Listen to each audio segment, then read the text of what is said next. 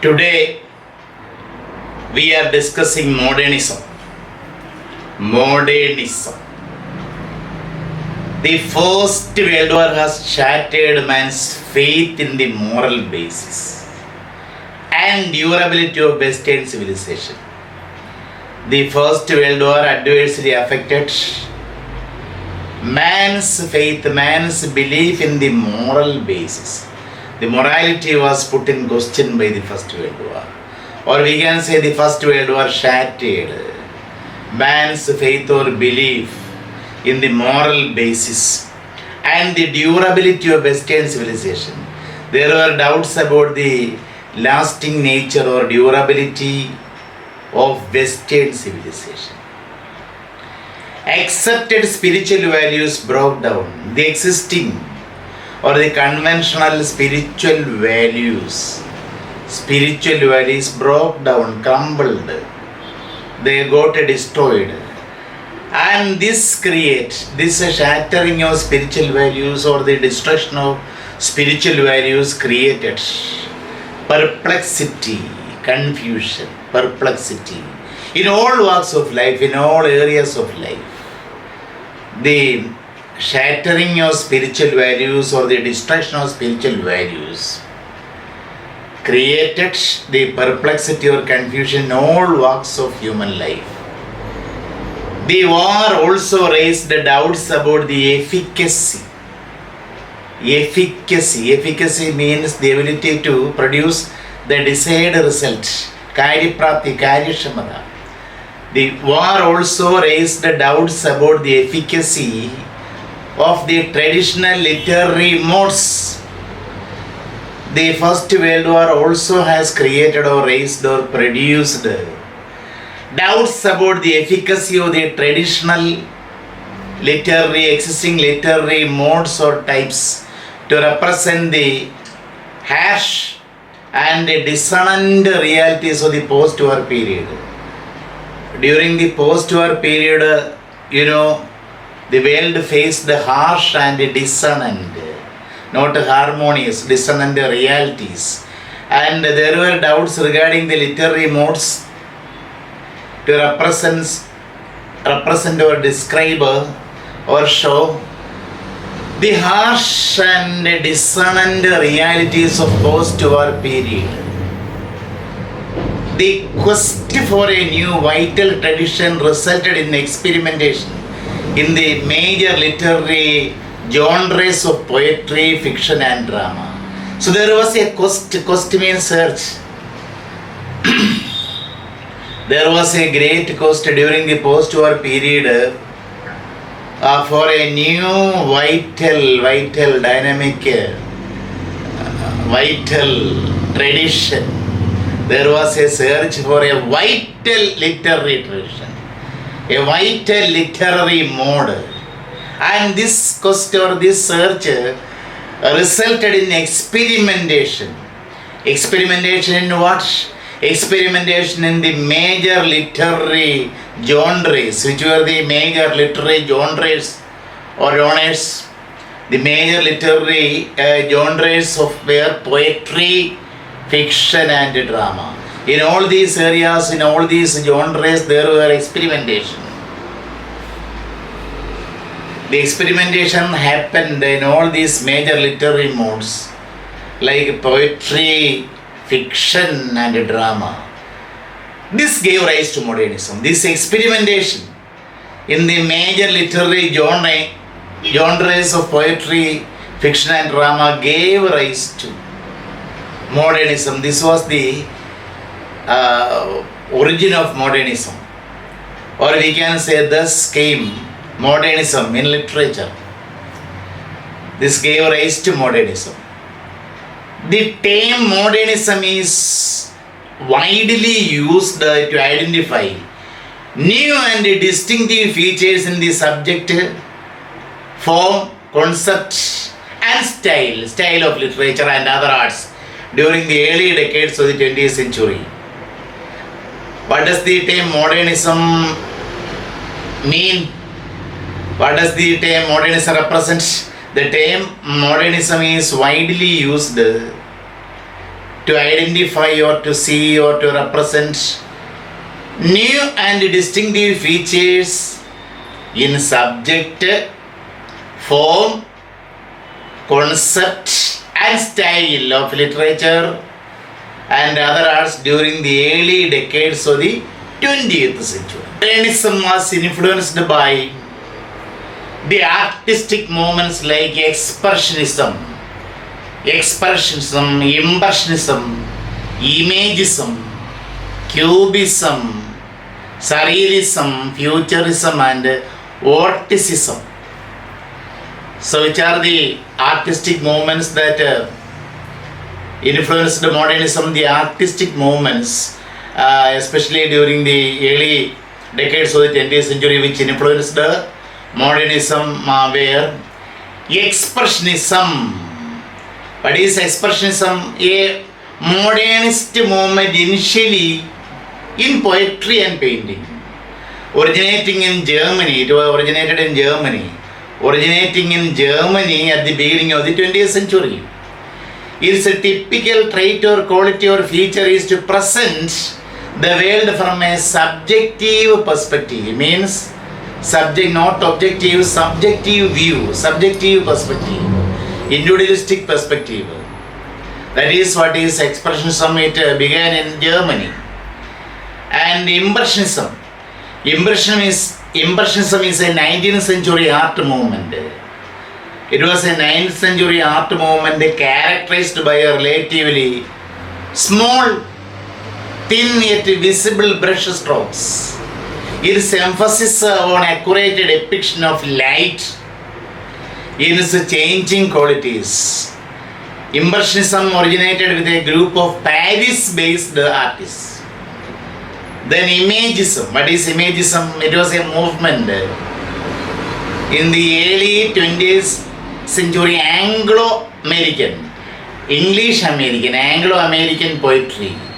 Imagism was a movement in the early 20th century Anglo-American poetry that favored precision of imagery.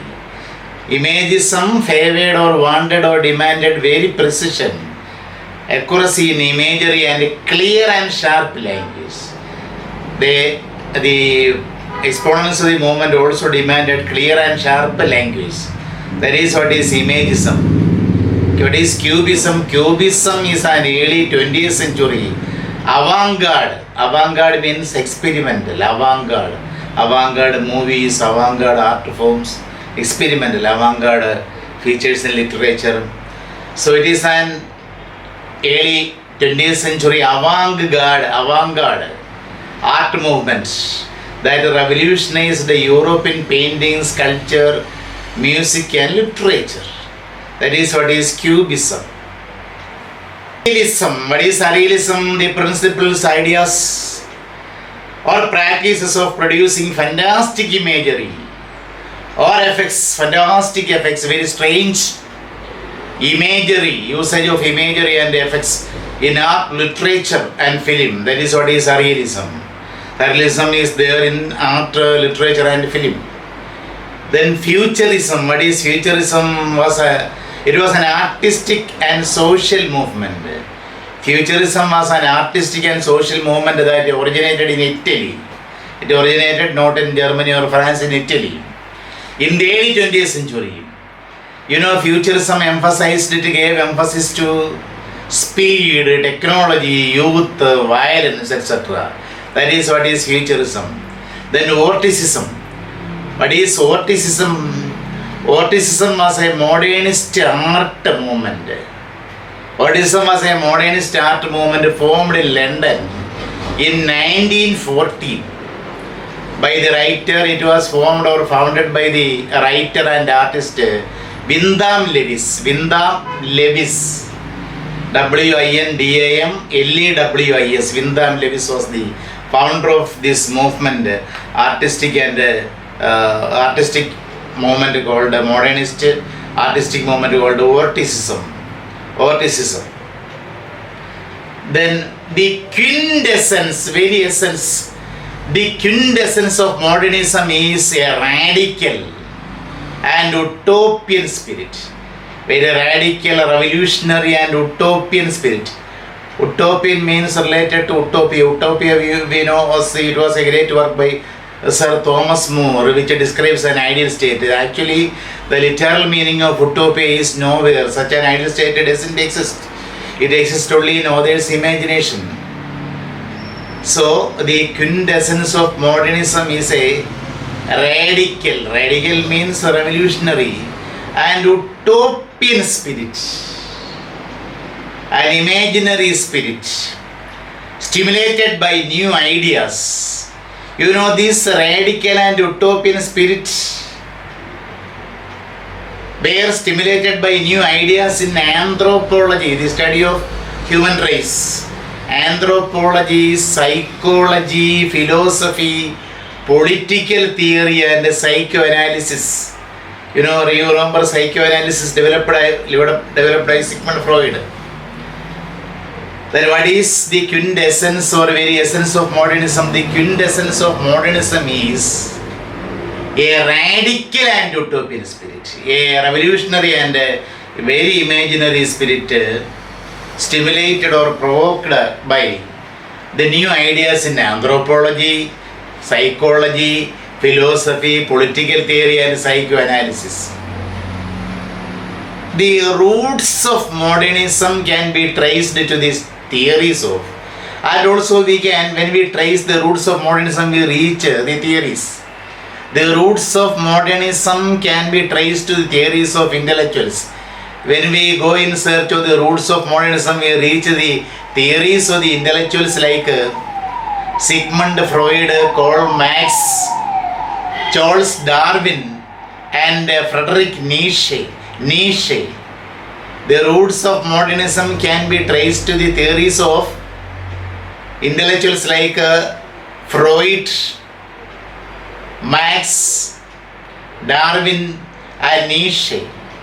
You know, we have studied Freud, Karl Marx, Darwin, etc. Then who was Nietzsche? Nietzsche was a German philosopher, essayist and cultural critic. And these thinkers like Freud, Karl Marx, Darwin and Nietzsche undermined, neglected or lessened the power, undermined many societal certainties. They neglected so many societal certainties and they found their own theories, their own societal theories. Like Karl Marx showed that social class was created, not inherent or existing.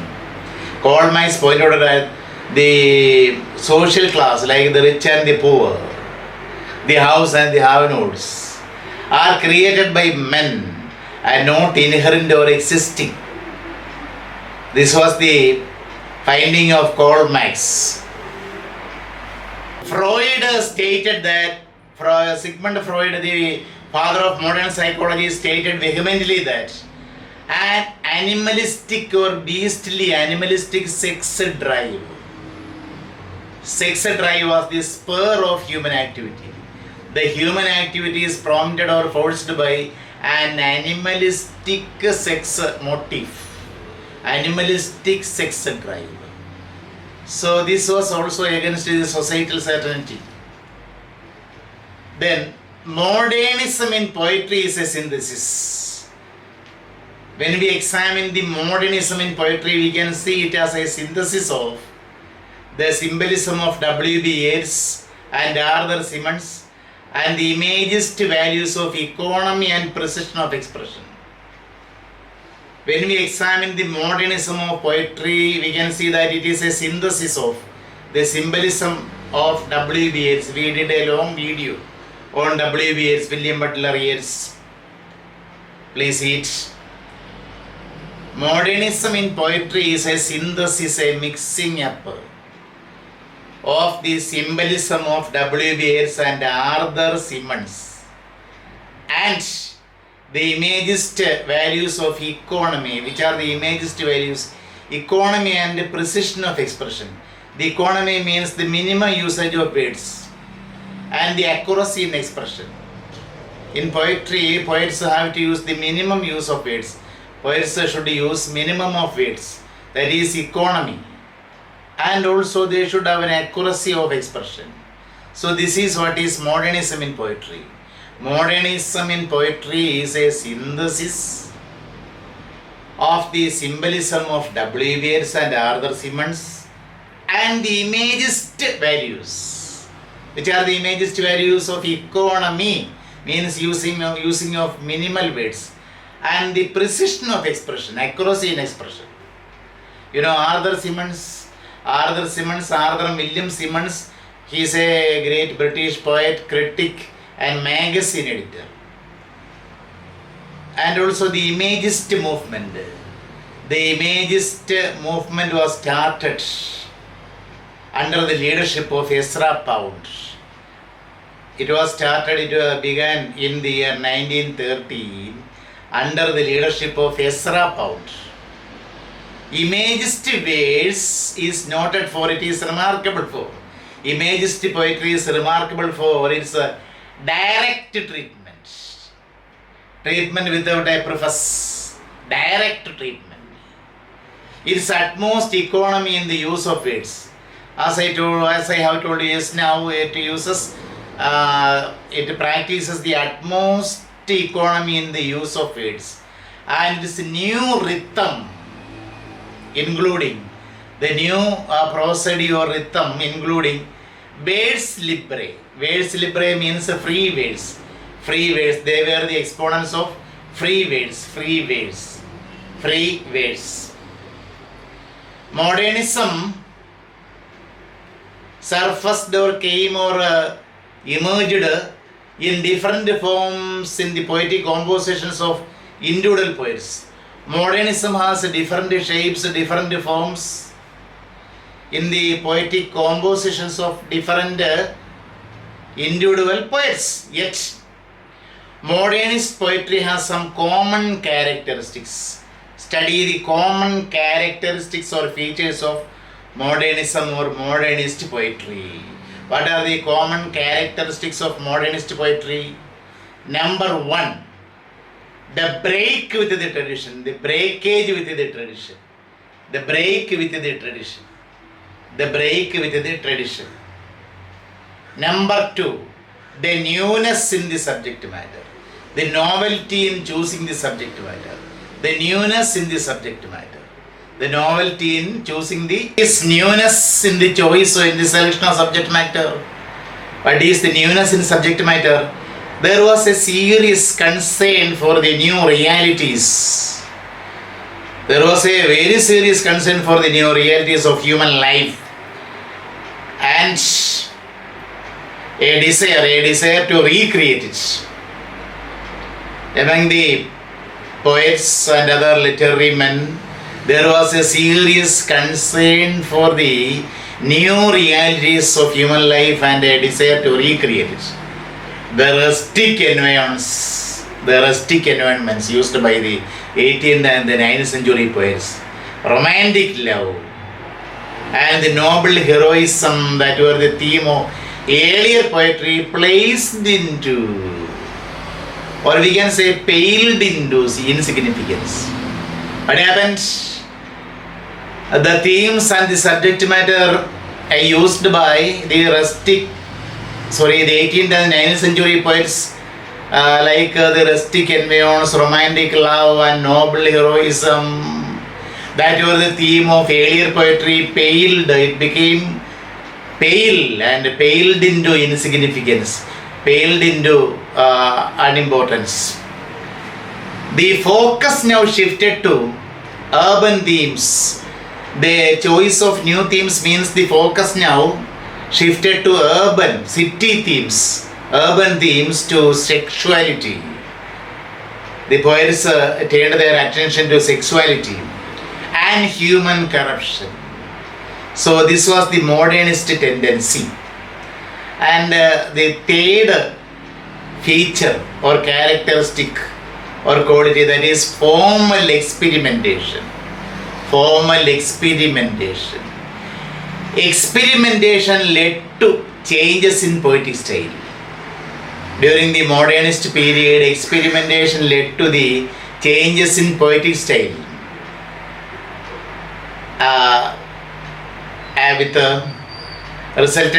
which resulted in economy and exact expression.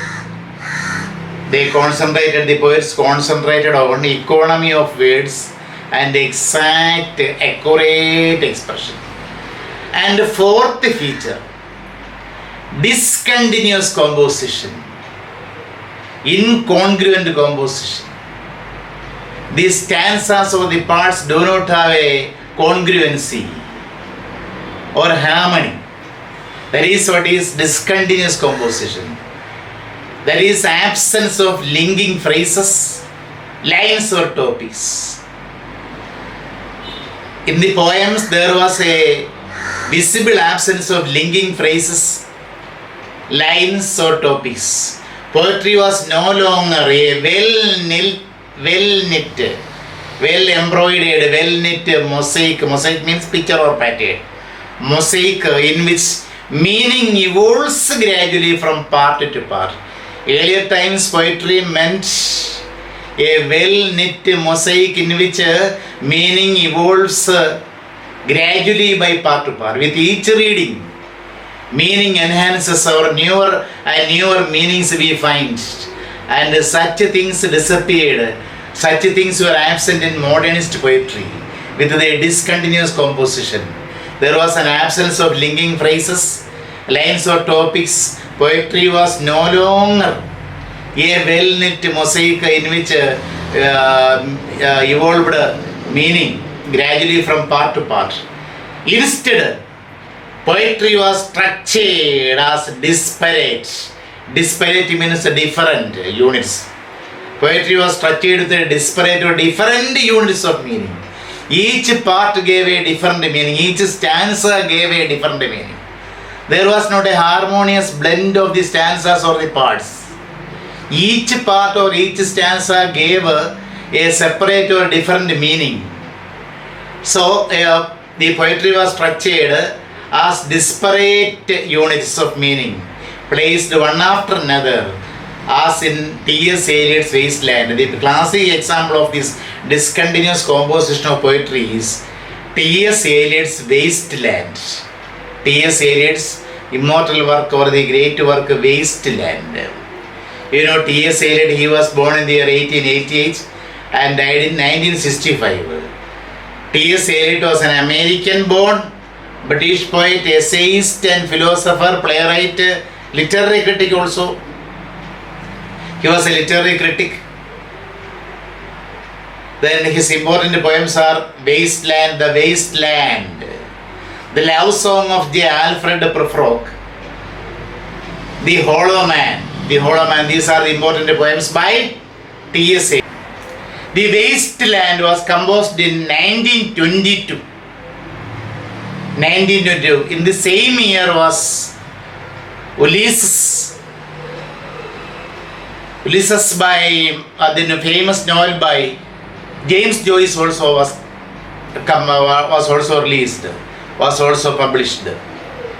So coming back to T.S. Eliot, his Wasteland was composed in 1922, one of the foundational poems of the modernist literature.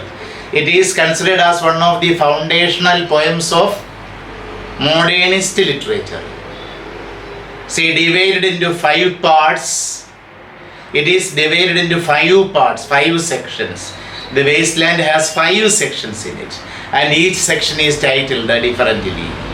And this poem, this long poem Wasteland, was edited by another major poet of the time, his contemporary poet and friend Ezra Pound. Ezra Pound is the editor of the Wasteland, the leader of the Imagist movement, Ezra Pound. The central theme of the poem Wasteland is the broken psyche of modern man. The broken psyche means mind of modern man. First World War and rapid industrialization have inflicted severe damage to the psyche of modern man. This poem portrays, Wasteland portrays the damaged and fragmented psyche of modern man. Modern poets saw continuity as a romantic illusion. It was a romantic illusion. That was the belief of the modernist poets. Modern poets saw, or they found continuity as a romantic illusion. Romantic nothingness which can in no way express. This romantic illusion of continuity can no way express.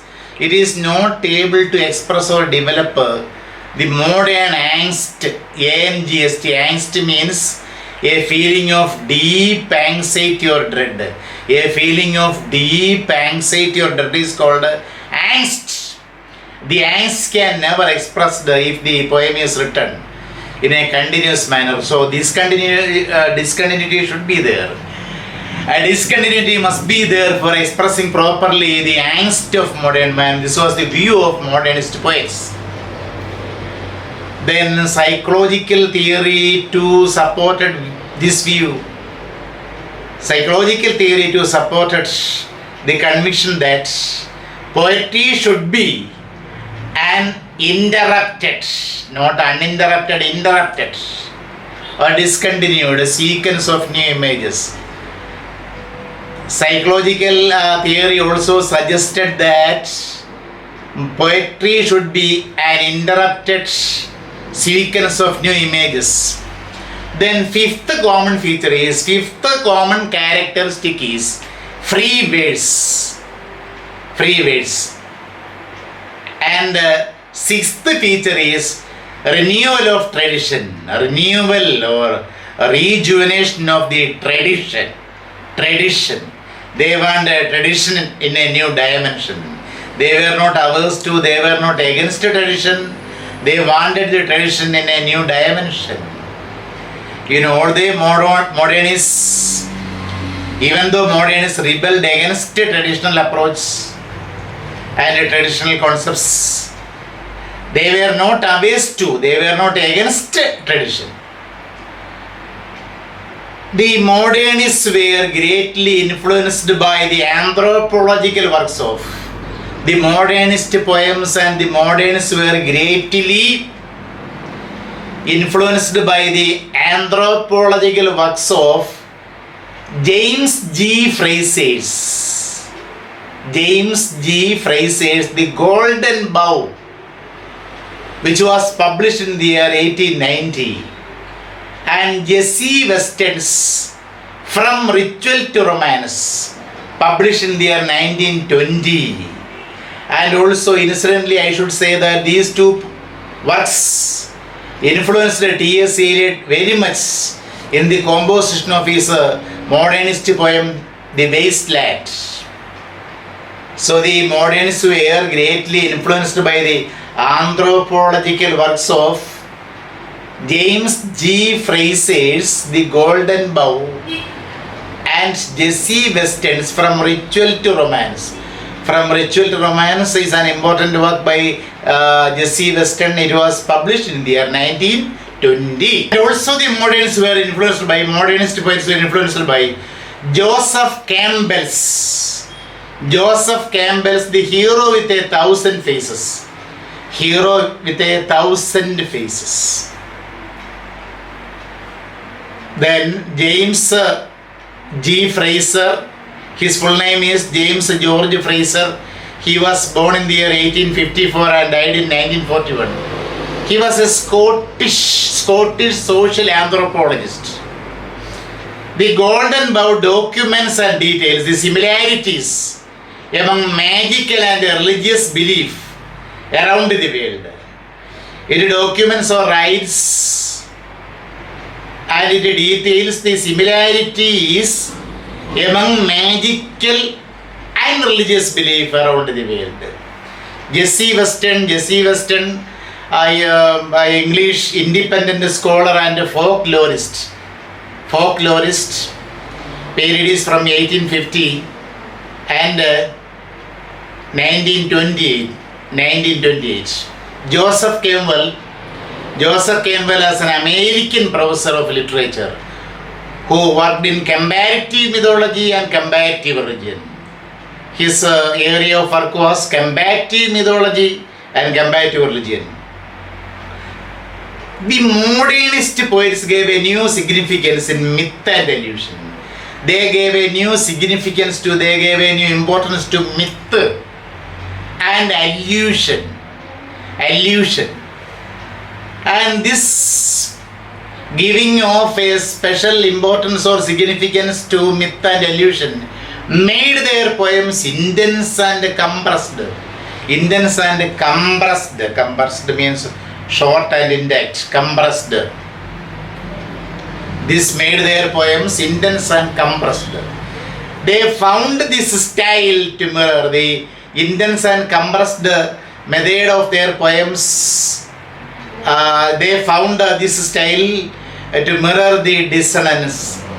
They found the intense style and compressed style to mirror or reflect the dissonances, lack of harmony, dissonances of modern life.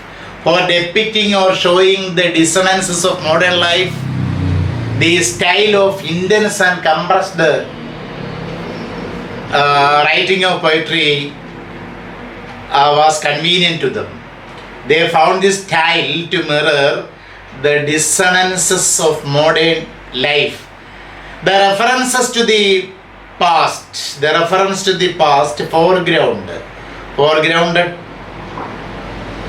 The references to the past foreground or means give importance or make importance to the present, but offer no solution to the problems of rootlessness.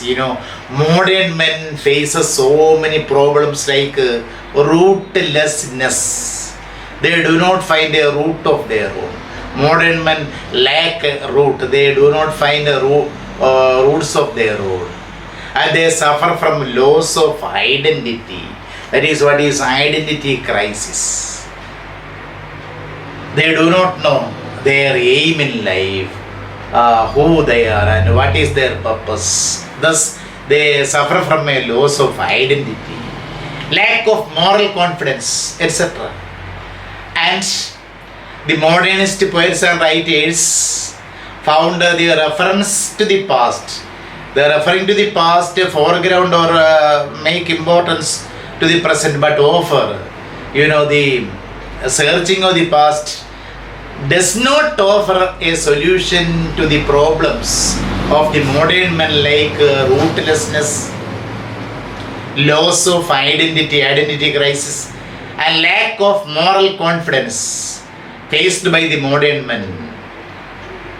The searching of the past does not offer any solution to the problems of rootlessness, loss of identity, and lack of moral confidence. Poetry thus became, during the modern period, during the modernist time, the poetry became intellectual and cerebral. Cerebral means related to the brain. Poetry became not musical or rhythmic. It was intellectual and related to the brain. It was related to the brain. Modernism arrived with a bang. Bang means a loud noise. Bang in 1922 with the publication of T.S. Eliot's The Wasteland and James Joyce's Ulysses, the novel Ulysses. I told you Ulysses and The Wasteland came out in the same year, that is in 1922. Modernism arrived with a bang in 1922 with the publication of T.S. Eliot's The Wasteland and James Joyce's Ulysses. James Joyce is a reputed novelist of Ireland. He belongs to Ireland. He is a reputed novelist of Ireland who has popularized a new technique in writing that is called the stream of consciousness technique. You might have studied it. So James Joyce is a reputed novelist of Ireland who has popularized the stream of consciousness technique. Ulysses is a novel which is written under the stream of consciousness technique. Ulysses deals with the experience of wandering of Leopard Bloom and Stephen Dedalus in the city of Dublin on a particular day. That is the plot of the novel Ulysses. His other famous novels are Dubliners, published in 1914, and another important novel, A Portrait of the Artist as a Young Man. A Portrait of the Artist as a Young Man, published in 1916. Who is the author? James Joyce, don't forget it. A Portrait of the Artist as a Young Man, which came out in the year 1916. These works contain the quintessence of modernism. All these works contain T.S. Eliot's works like the Wasteland, James Joyce's Ulysses contain the quintessence of modernism. Eliot has explicated. Explicated means analyzed. The manifesto. Manifesto means public declaration. You know, manifesto is something which is declared publicly by political parties before an election.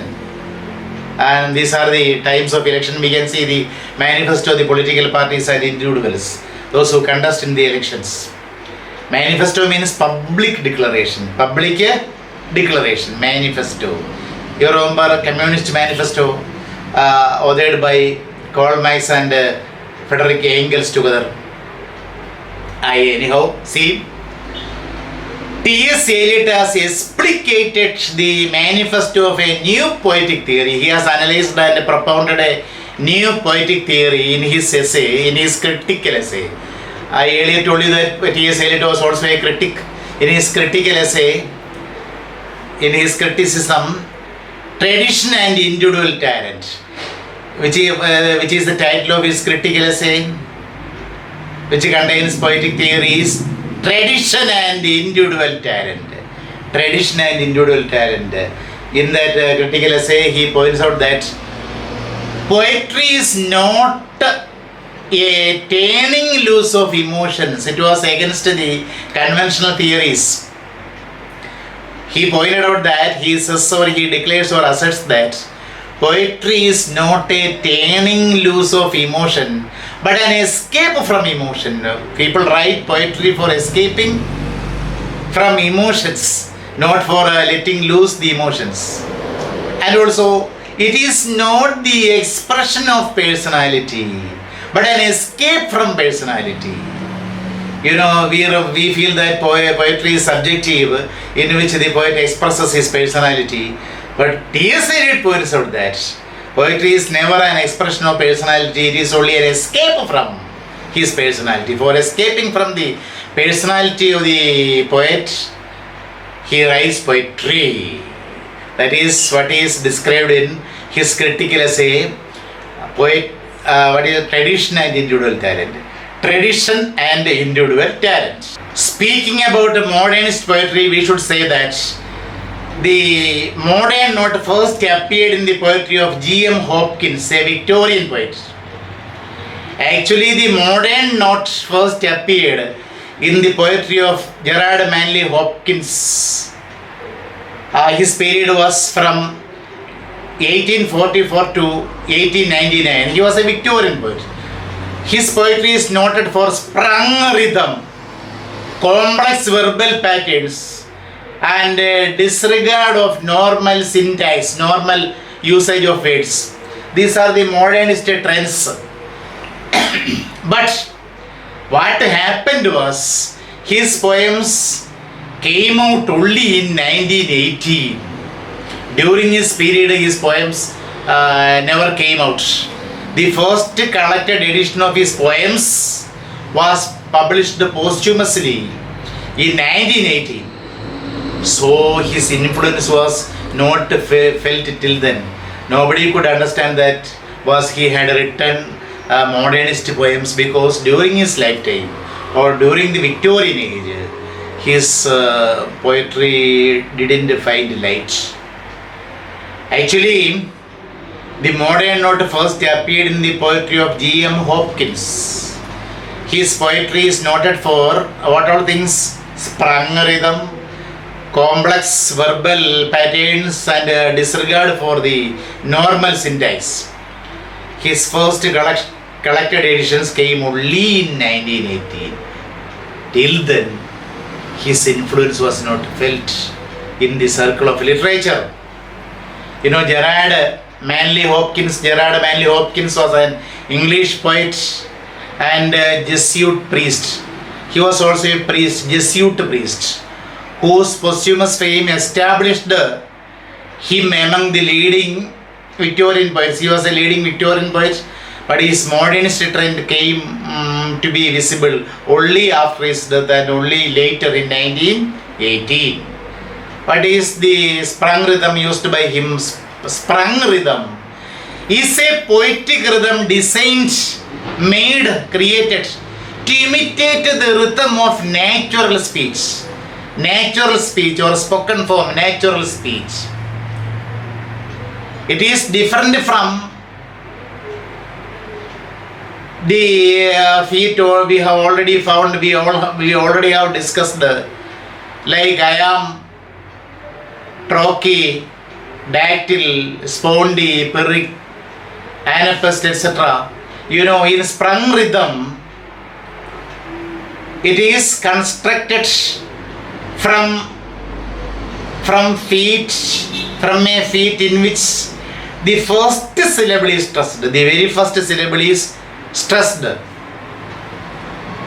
The first syllable is stressed, followed by a variable number of, a different number of variable or varied number of unstressed syllables.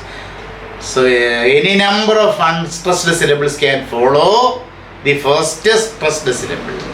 That is what is sprung rhythm. The sprung rhythm is a poetic rhythm designed to imitate the rhythm of natural speech. It is constructed from a feat in which the first syllable is stressed, followed by a variable number of unstressed syllables. So this is about modernism. Study this essay well. It may be asked, it is a frequently asked question by the university. Study all these things well and prepare very well for the ensuing examinations.